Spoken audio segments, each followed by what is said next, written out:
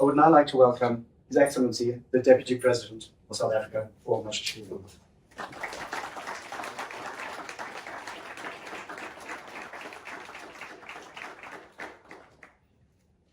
Thank you, Program Director, and let me greet all the members of the SHFA UK who are present here, CEOs, Managing Directors, and all the leaders of business and all the investors here present.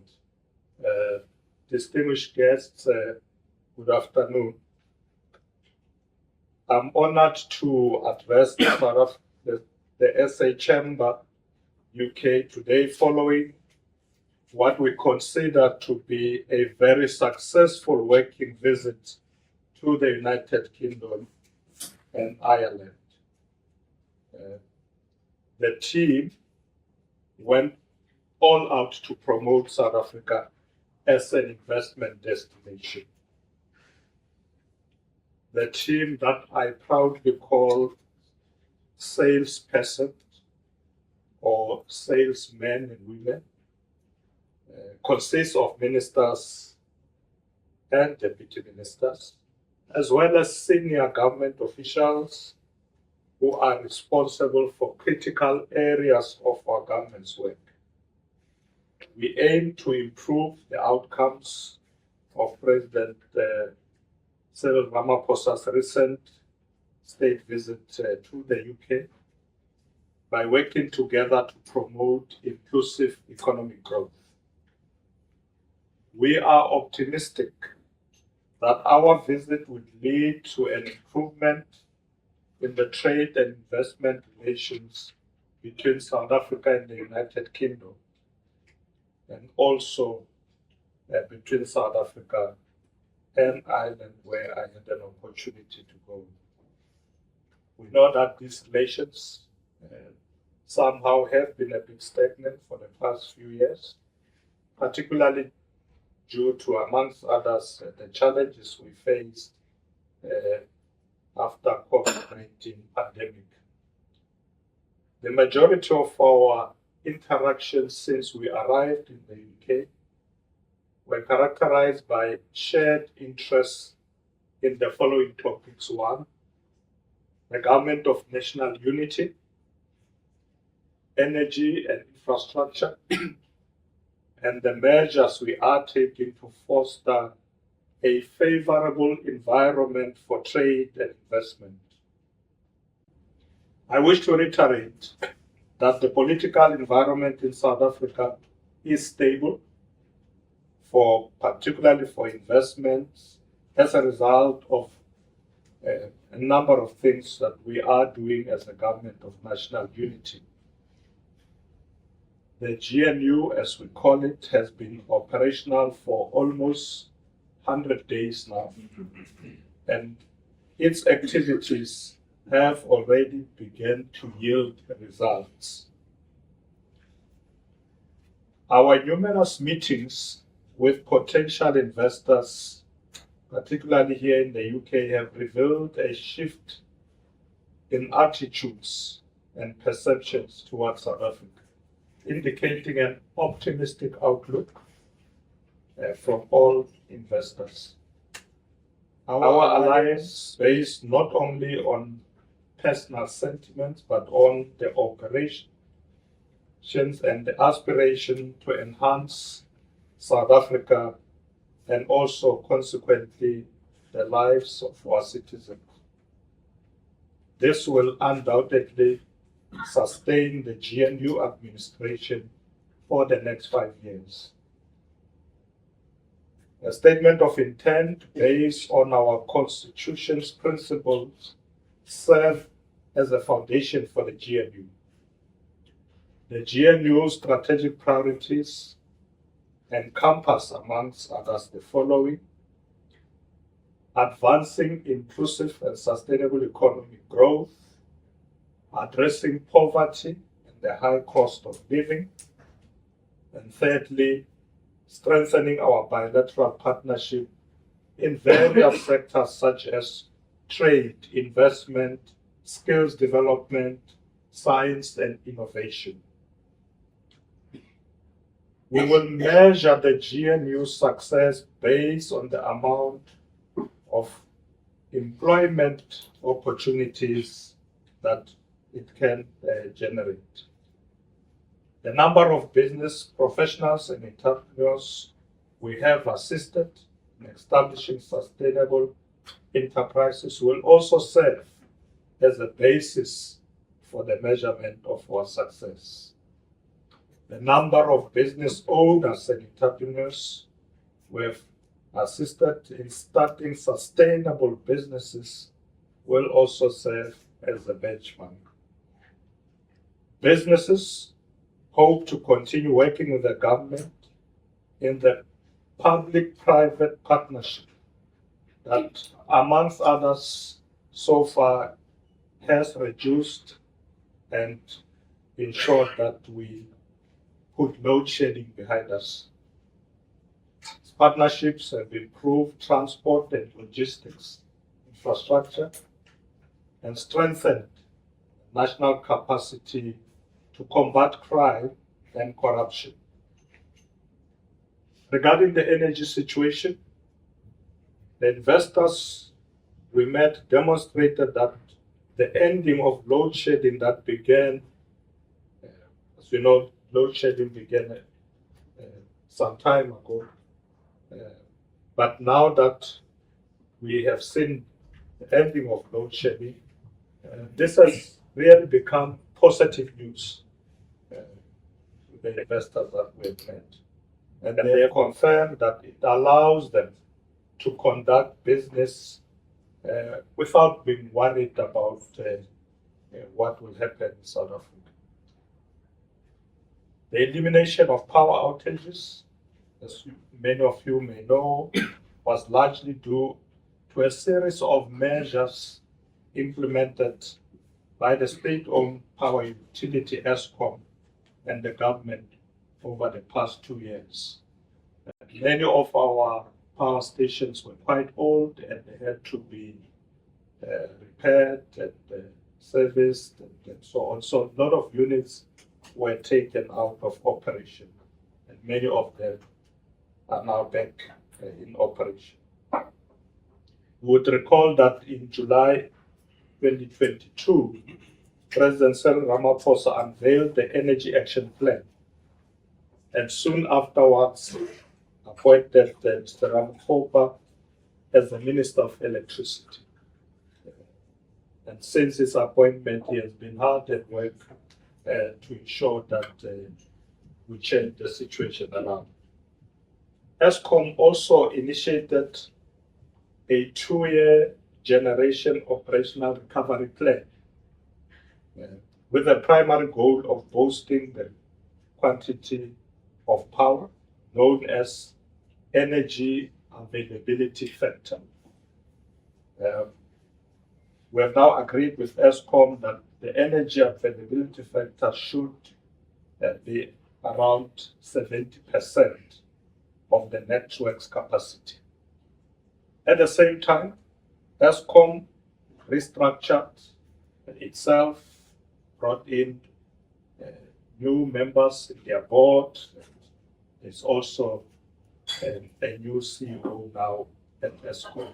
And all these elements have helped to change the situation around. Ladies and gentlemen, as we previously stated, one of the country's significant reforms in this regard is allowing the private sector, private developers, to produce electricity. It is anticipated that the total capacity will increase by more than 9,000 megawatts over time, and there are presently more than 100 projects in progress, with several EU companies also actively participating. The successful implementation of these projects necessitates grid strengthening and transmission line expansion. At the moment, we are looking at extending our transmission lines by 14,000 kilometers. So huge investments are required in this regard, estimated by National Treasury to be about 350 billion rands. So we are looking to invite private investors who have the appetite to invest in projects like those. Other reform areas include the implementation of several initiatives to boost the economy, such as rail reform, LNG import facilities, rolling stock leasing companies, and high-capacity automotive corridor, and the DCT Pier 2 container terminal, Durban. These policies aim to liberalize the public rail sector, boost the car manufacturing industry, and boost port operational efficiency. Furthermore, Transnet has teamed up with a well-known international terminal operator to run its primary terminal at the Durban port. Furthermore, we are addressing the obstacles in our freight logistics systems that continue to impede our competitiveness and undermine economic growth. We have created a sustainable and bankable investment pipeline of priority, credible, quality, and high-impact projects that span the country through Infrastructure South Africa. And some of the officials from Infrastructure South Africa are here to be able to engage with you. Infrastructure South Africa is a primary driver of the National Infrastructure Plan. During the week, we had an infrastructure focused engagement and had the opportunity as well to invite more investors to South Africa. We went to the London Stock Exchange, where we had the opportunity to open the markets. This year, we produced the South African Construction Report, which offers a comprehensive overview of investment potential in the country's infrastructure sector. The Minister of Infrastructure is here with us and will be able to shed some more light in the projects that are ready, bankable projects that are in the infrastructure book. This infrastructure book tells the story of our nation's future, primarily aimed at informing investors and stakeholders about infrastructure projects expected to be available on the market in the fiscal year 2024-25. As the Chamber, we strongly recommend that you get hold of this book. The Minister was telling me that he's run out, but it's got them digital. So you will get them. We recommend that you get it because most of these projects are ready, bankable, and you'll be able to see where you can invest once you've looked at the book. I'd like to thank you once more for having made this opportunity to be able to engage with us. And as I said, you will be able to get this book on the website. As I move towards concluding, I want to indicate that we trust that you will continue to work with us, particularly to ensure that we can attract more investment from this country.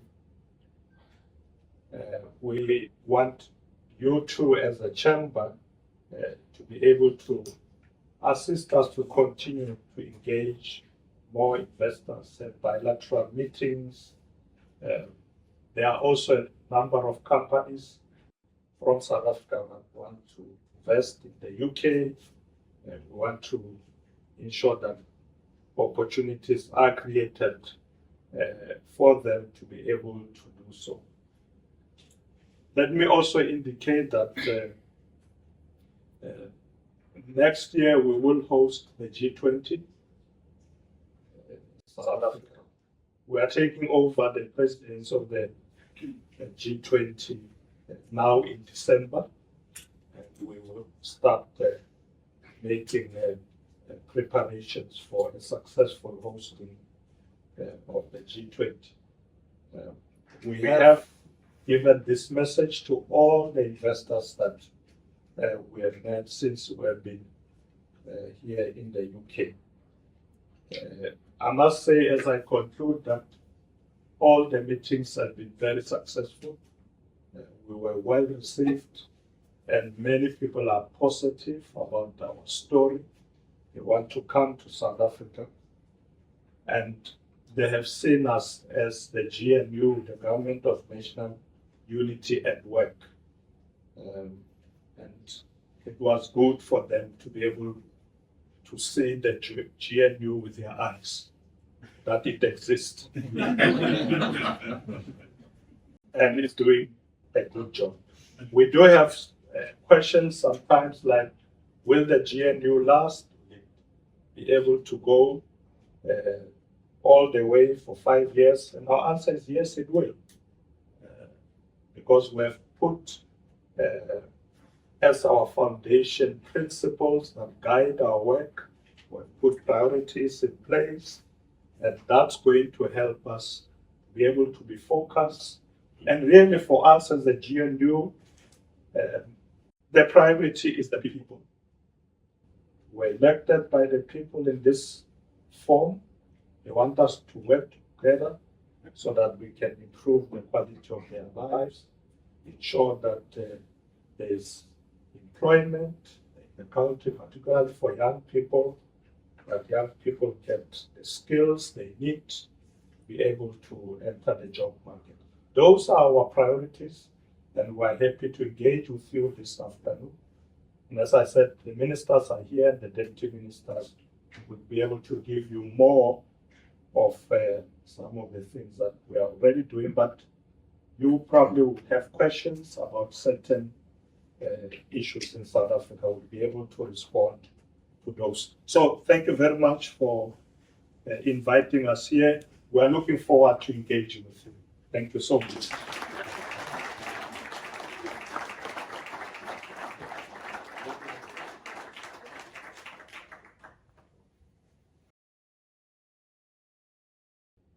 What I'd like to hear from each of you, you'll have been to different meetings, you'll have met with different people, you have different objectives, you have different needs. What ticked the box for you? What were you able to achieve? What meetings that you had were positive? And what sort of things do you think you can do differently when you get back to your portfolio and your environment that will make people like us here in the UK be proud of you and also be able to send more business your way? So I'm going to leave it as open as that. And Minister for Public Works, would you like to share your initial thoughts on that? And if you would keep it to under 5 minutes each, I'd be grateful.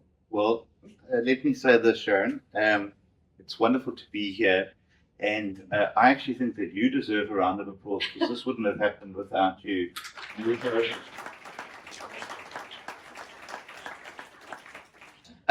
So, I mean, to answer your first question, I think that there's a lot of synergy within the Government of National Unity. Andrew and I are from the same party, David's from a different party, but we're not here to represent our parties. We're here to drive an agenda of growth for South Africa. And in that, you know, I think we're all getting to know each other better. There's a great photo, actually, of the three of us walking out of the stock exchange that looks like the boy band photo for the GNU.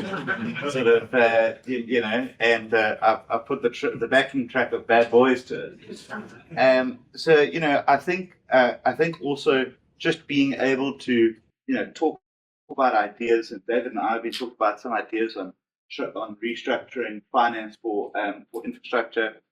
And I get on really well with Minister Ramaphosa. We've been charged by both our parties to try and work through some of the technical issues on legislation between the two of us. So that synergy is important. And I think that how people see us relating to one another is also equally important. And it gives confidence that, when we're on the stump, we have our party shirts on. But when we're in cabinet and we're in government, we put our South African flags on. I think I've really been, quite frankly, taken aback at how well we have received. I think I had, over 100 of these investment books, and the Deputy President kept saying, go to him and get one, to the point that they're all gone now. I'm a book salesman without books to sell. So now we've moved on to the electronic version. And I think that is an indication of how interested people are in South Africa again as an investment case. I mean, we see how well our bonds have done. We've seen how the currency has strengthened, how sentiment has gone through the roof, and that's important. But now we've got to move into the next phase, which is deepening reforms and getting projects off the ground. I think my message to go back to government as a whole is to say that there's a window of opportunity for us to take advantage of this renewed interest in South Africa. And from our part, we've put together this construction book with 40, ready to go bankable projects, and also, the commitment and the funding that government has made available into those projects. I obviously want us to move more into the space of 100% private funding infrastructure projects that return, investment for shareholders. And I think that it's given us a lot to think about, particularly on stuff like transmission and how we need to really crack on and move on with that. How we need to, really get ahead on the green hydrogen program, that we can't afford to miss what we want to do there.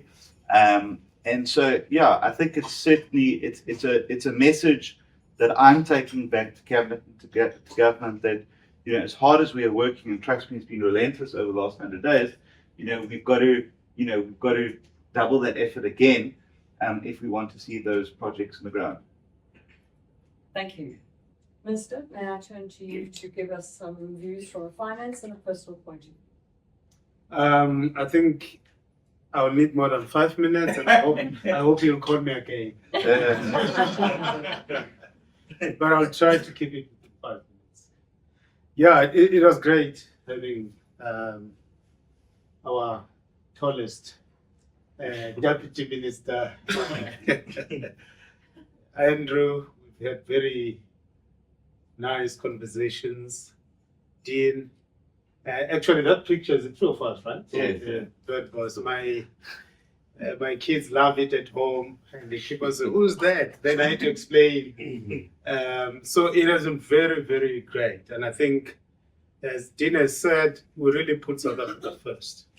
And what we got from the investors is that, look, your three-pronged growth strategy itself, which is putting the macro economic policy framework on the trajectory of price stability, low price, low inflation, and stable exchange rate.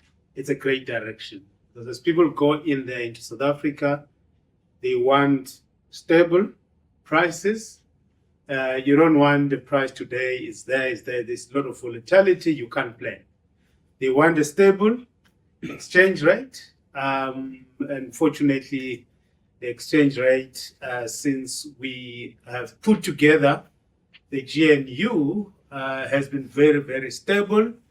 And our capital markets have been performing very well. Our bond markets, equity markets have been running very well, which is great sign of confidence in our economy.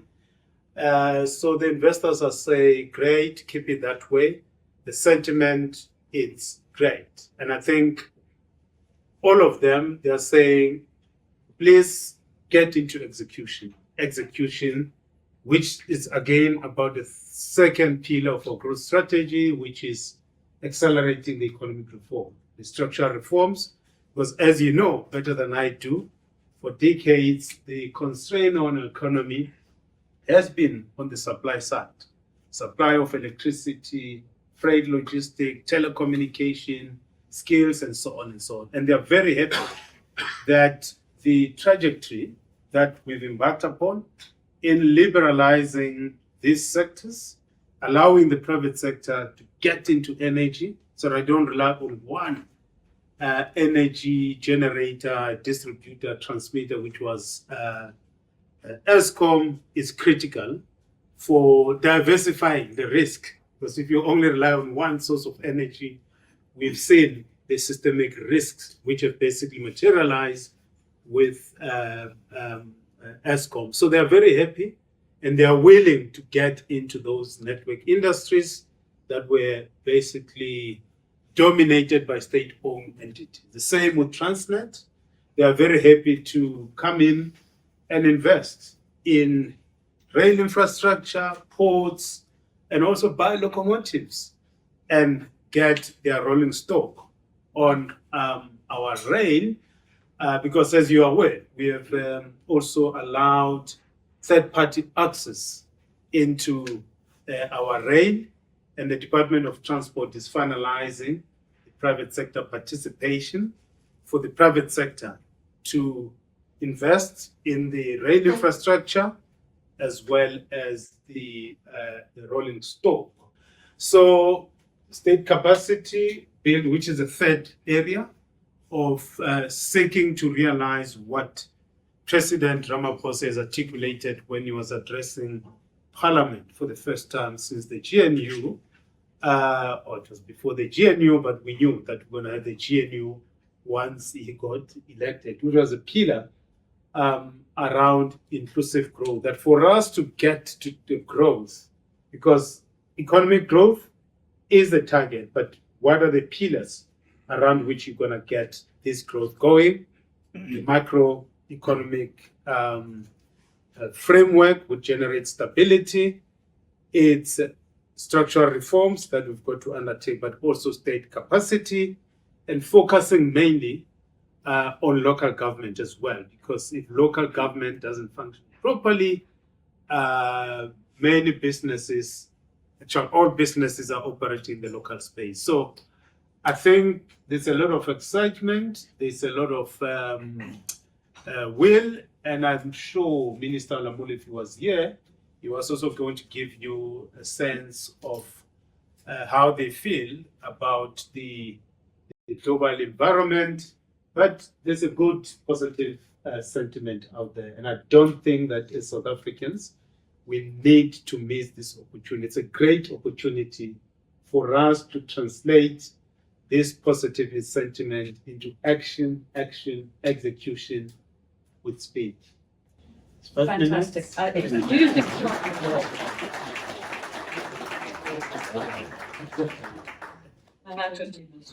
Yes, thank you very much and good afternoon. It's wonderful to be here with all of you, and I don't think anybody's apologized, but we were late. The traffic in Port Elizabeth is a little bit different to the traffic in London. And I'm from Port Elizabeth, or Ikaberga, or Nelson Mandela Bay, whichever one you choose to call it. And so that's been an eye-opener, but it is wonderful to be here. Thank you very much for having us. I said to the Deputy Minister, we were on a panel discussion somewhere this week. It's been a busy week, I think, at JP Morgan. And he'd gotten over enthusiastic with his time and didn't stick to his time, which left me with less time. And I said to him that when I was in sales, the first lesson I learned is you've got to know when to stop talking if you want to sell somebody something. You can't sell them. I thought I took your lesson. You did. I'm coming to that point. So the question from Sharon was, are we learning from each other? And the case in point is now that it's his time. So thank you very much for that. Just from a general GNU perspective, I wear a couple of hats. One of them is in a political capacity in my province that I'm from, and I play a really big leadership role in holding the GNU together and trying to give it expression at a local level as well. In Nelson Mandela Bay, trying to provide leadership to make sure that what we are achieving and what we have achieved in the last 100 days does filter down. I think it goes without saying that it would be very strange if we agreed on everything, and I don't think that anybody or the markets should worry too much when there is noise. I think it's quite normal. We're a very vibrant, a very robust and dynamic democracy, but also a very resilient democracy. And I think that it's very quick, people are very quick to forget that it took us 2 weeks to put together a government where it takes some countries in Europe 6 months.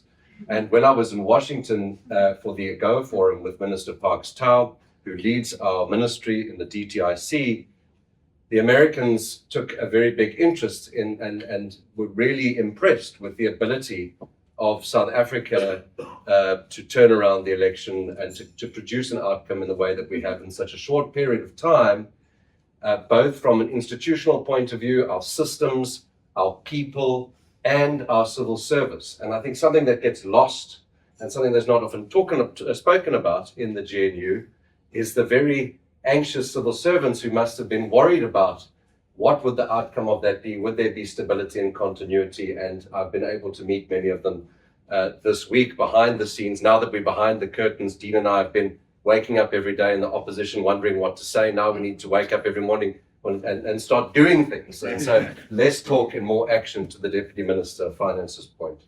And so we've got an incredible team of civil servants that are really driving the program of action for the Government of National Unity, which is also complex, right? It's not one political party manifesto finding expression through government plans. It's now 10 political parties in the Government of National Unity, and the Department of Planning, Monitoring and Evaluation, Minister Ramagopa's department, and her team have tried to synthesize the manifestos of the parties who had manifestos in the election campaign and put them together to find alignment within the broad objectives of what government wants to achieve over the next 5 years.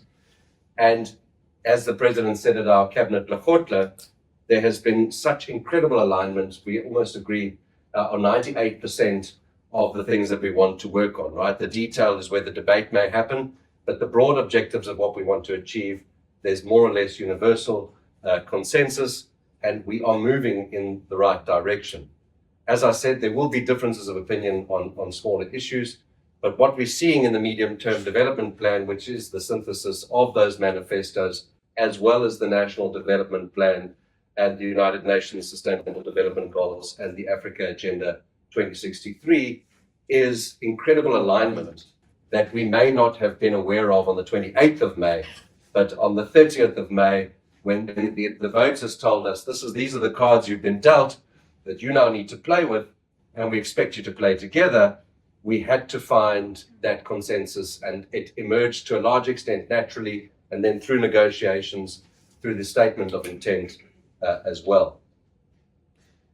So the medium-term development plan is really where the rubber's going to hit the road, I think, for the GNU, and that's very much in process. The Deputy Minister didn't talk about the medium-term budget policy statement, which is the other big moment for the GNU on the 30th of October, which we're very excited about. And then you asked about key takeaways from this week that we've had. And I don't want to repeat what my colleagues have said, but the sentiment really has been very positive. But what has also been clear is we now need to convert sentiment into substance, and that requires decision-making and continuity of some of the structural reforms that are underway. And it's a difficult environment. I asked the Deputy Minister for more money to drive growth. He says, just grow the economy and give us more taxes. So it's a chicken and egg situation that we're in at the moment. But it's forcing us to be creative about utilizing the resources we have more efficiently and effectively to drive growth in the programs that we have at DTIC. And this week we've been very busy dealing with trade issues with my counterpart, the Deputy Minister of Agriculture, on market access issues for ostrich meat. When I used to live in London, I used to be able to buy ostrich from Sainsbury's. Apparently you can't do that anymore. And so we're trying to get ostrich back into the UK. We try to get our horses into the UK. We've been dealing with a whole range of fascinating things we didn't have to worry about in the opposition. Not horses in Sainsbury's. No. A very important point. So it's been a big week. There are South African companies that are struggling to export products into the UK due to sort of residue control measures that are not in place in the country. And so DTIC is working closely with agriculture back home. We've met with the Minister of Agriculture here, the Secretary of Trade, Minister Parks-Tau on the same day, Anthony, that we had the meeting with the Secretary of Trade, was able to send a letter to the Secretary of Trade just to really reinforce the urgency from our side and that we are committed to continuing those discussions on market access. Just one very exciting engagement I had this week among many was yesterday at the Caledonia Club. We had an engagement with the global business services industry and the extraordinary opportunities that exist, the extraordinary work that's been done in South Africa from that point of view. And I know some of the colleagues from MacPherson are here. So I had to just give them a bit of a shout out because it was a great event. There was some really important collaboration in that forum to find solutions for some of the challenges and to unlock more investment in that space. And it is so critically important. I think we've got 11.8% of our graduates are unemployed. It should be a seamless pipeline from university into employment. And we think global business services is an exciting opportunity to get those graduates into employment, give them work experience, and to put their skills to work to grow our economy. Thank you very much. Thank you.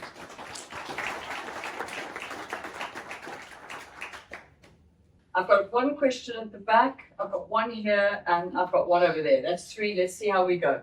Start at the back there. Yeah, I've got lots of questions, but I'm going to keep it to one. Have you thought about, and maybe you've done this already, but clearly I've got all the ministers here.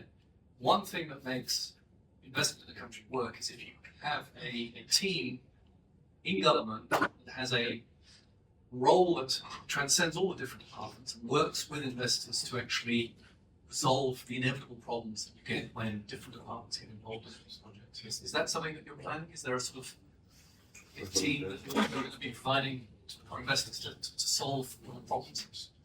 Yeah. Answer the question. I can. We've been with me this week. We've had a couple of our team members from Invest SA. There's a tremendous amount of more work that can be done. Transversal management is one of the key issues we're trying to drive through the Department of Trade, Industry and Competition. Minister Parks-Tau in government will be the chairperson of the economics cluster. So the economic departments within government. So there will be some coordination from the nexus of economic policy, which sits in DTIC, Treasury, and various other departments to come together. We want to create more synergy. We want to work more closely with our partners at Treasury. I think there's a lot more efficiency we can extract by doing that. So it's a conversation that's happening. Invest South Africa, to give you a tangible example, interfaces obviously with investors coming into South Africa. One of the big issues is visas. So Home Affairs is a very important department insofar as that's concerned. I think in the last 100 days, there's been a 62% reduction in the visa backlog, according to the Minister of Home Affairs. And there is definitely a focus on skilled visas. So there's a very economic focus on Home Affairs as well, a strong focus on that. And we're trying to drive that. It's a big government, it's complex, it's not easy in most governments. But Invest South Africa would be your one-stop portal. It's not 100% perfect, but it is where you would enter in order to try and resolve some of those issues. They interface very well with Home Affairs. We're trying to strengthen that collaboration, but Invest South Africa have an incredible suite of offers that can try to unblock some of the regulatory challenges, explain processes, support incentives, etc. Thank you. Thanks for coming this week, guys. Rob Edwards, originally from Durban. One of the biggest opportunities we have in South Africa is unemployment, specifically youth unemployment. I know none of you guys are in the Labour Department, but could you consider enacting something that someone under the age of 30, if they choose to, can write a contract with their employer that does not need to comply with the Labour Relations Act, i.e. making it easier for the employer to employ that person? Anybody like to take that question? Somebody has read one of the party manifestos. Well, Rob from Durban, I'm from Durban. Let me say, I think that there's a genuine belief amongst all the parties in the GNU that, and what the Deputy President said is entirely correct, that the thing that we will be measured on is what we took unemployment to. It's unacceptably high. no country in the world can function with the level of unemployment that we have. How we get there, I think that those are the things that are going to be fleshed out in the medium-term development plan. We also appreciate that there's various constituencies that exist within the G. We have some views, I'm sure the Deputy Minister does. And I think it's in those conversations that we have to start asking ourselves, does this policy work? And if it doesn't, what do we do to start a journey to get to where we need to be? I think that if you just had to blow up, sort of regulation and policy on day one, I think that's a surefire way to destabilize government. There are some things that we are extremely passionate about, that we know that we're not going to get everything that we want. There are some things that our partners in the GNU aren't extremely passionate about that they won't be able to get. But the reality is that everyone's going to have to compromise somewhere. Do we get to the extent that which you suggest? I think that would be highly unlikely, if I was honest with you. But should there be flexibility in labour legislation? I think that there should, and I think that there's a discussion to be had about that. We also have to realise that in extreme poverty and extreme unemployment, the opportunity for exploitation actually is greater than where there is high employment. And so you have to be able to guard against that as well. So I think that's probably the best answer to a very complex question that you asked. Thank you, Rob. Ed. Thanks, Sharon. Good afternoon, everyone. My name's Ed Harkins. My day job is doing export finance in Africa, but I also am trade ambassador for the Chamber of Commerce here in the UK and work with Sharon and Sven. I was going to ask you, you've obviously been to a couple of the events this week, but with that trade backdrop, and it's great that we've got trade, finance and infrastructure there, what are the key sectors that you're looking at from the UK in terms of helping you to deliver the infrastructure need in South Africa? So, is it ports or rail? So are there any key sectors? And the other thing I was going to ask was, I think UK Export Finance has £5 billion worth of cover, and actually they haven't done anything in South Africa back from, I think, about 20 years ago when myself and some other people in this room did some financing there. What can we do as a chamber to help you unlock financing and trade and helping you to achieve your aims in South Africa? That's the question. Thanks. I think when I first met Ed 3 months ago, that £5 billion was worth more than it is today in South Africa. So it's not what it was. But I'd love us to unlock all of that, to be perfectly frank. And we don't have the luxury of having 5% unemployment and 5% growth. So I also think it would be silly for us to limit any country to a specific, to say that's the space that you should play. Obviously, the big focus for us in Infrastructure South Africa is on water, and there's some very good projects there. On port efficiencies, there's 2 projects there in Durban and Cape Town that we're very keen on, and on rail efficiency. So, obviously, we're not responsible for the big, port expansions and rail expansions. But what we're looking to do as Infrastructure South Africa is drive efficiencies in those. And we were having this discussion earlier, is that if we can drive efficiency, you can lower administered pricing down, brings down inflation, brings down interest rates a lot quicker. So 2 of these things go hand in hand. What can the chamber be doing? I think it's all about making those networks. It's really important. So I've got more business cards that I've collected this week than I think in my entire life. And it's now about going back and writing a note to every person and saying, thank you very much. Here's the book, here's our projects, where can we try and connect? And that's why, I really do pay tribute again to the Chamber and Sharon, that I think what you guys have done for South Africa far outstrips what any other country, or what any other chamber in another country has done. They haven't even set up the Chamber of Commerce, Deputy President, in China. They're still sort of, formalizing it.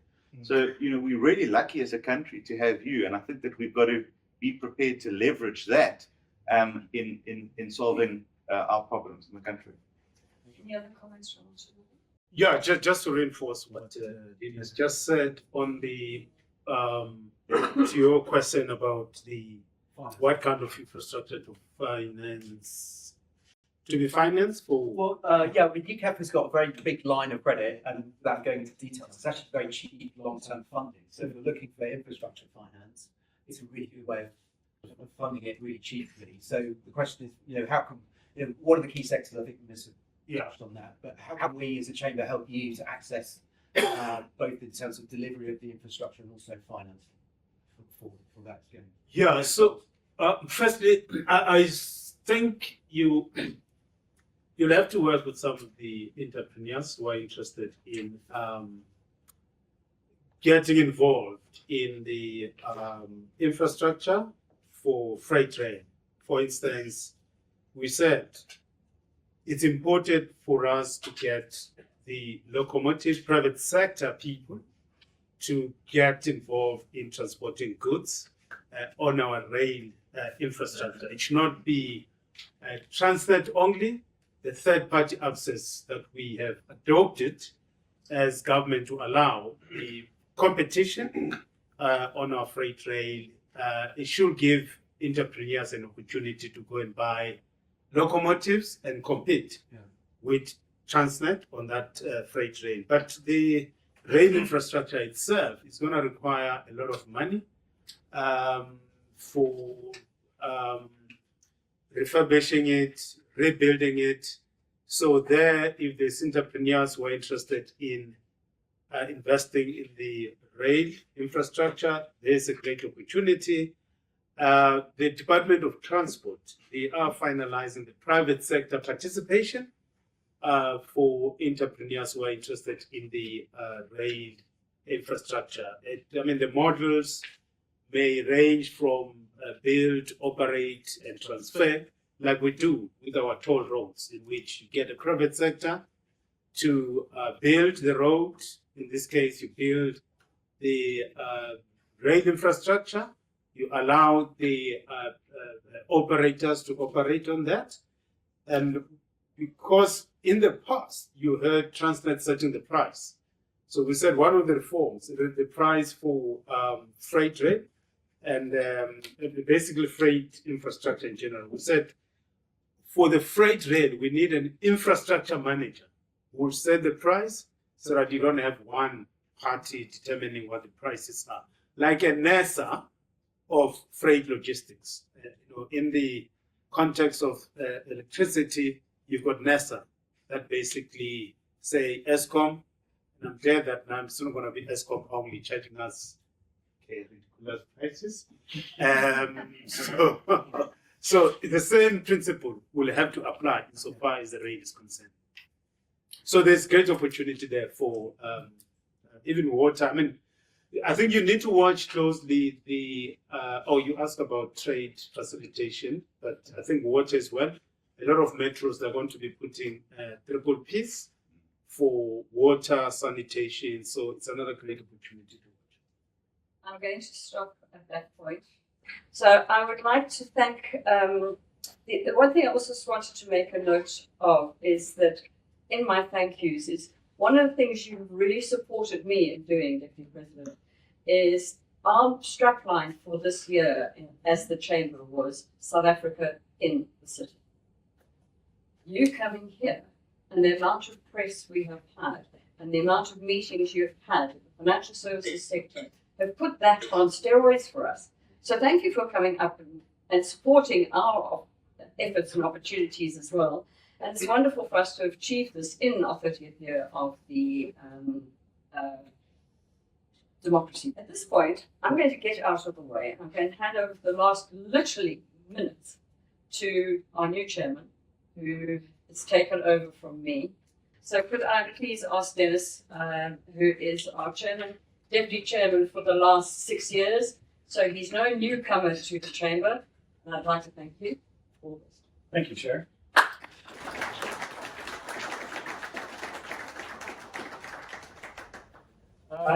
Thank you. I'd like to thank all the whole delegation. We've never, at least as long as I've been involved in the chamber, had such a senior delegation. And what it says to me, and I think to business, is we serious. So I wasn't too sure whether this was a chamber event or the opening of Parliament because he's the deputy president and the minister. Anyway, just some positive facts that I've picked up from this discussion that we've had is what was music to my ears, Deputy President, was that you mentioned that you're promoting South Africa as an investment destination, and you want to develop trade and investment opportunities between the UK and South Africa. And that is the mission of the Chamber. And that's why it's music to my ears, because I think there's a lot of work we can do with each other. The other message is everybody is saying is to business, saying we're open to business. We're business friendly. Come and work with us, whether it's triple Ps or whatever it may be. That's exactly what we need. What I also particularly liked is the fact that one of the measures of the GNU was job creation, and as we know, you can only manage you can only manage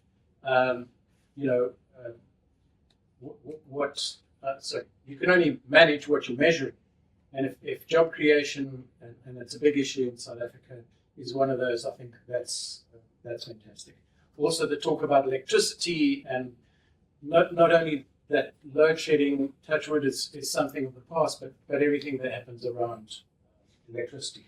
Also rails, the rail network, the ports network, the automotive corridors.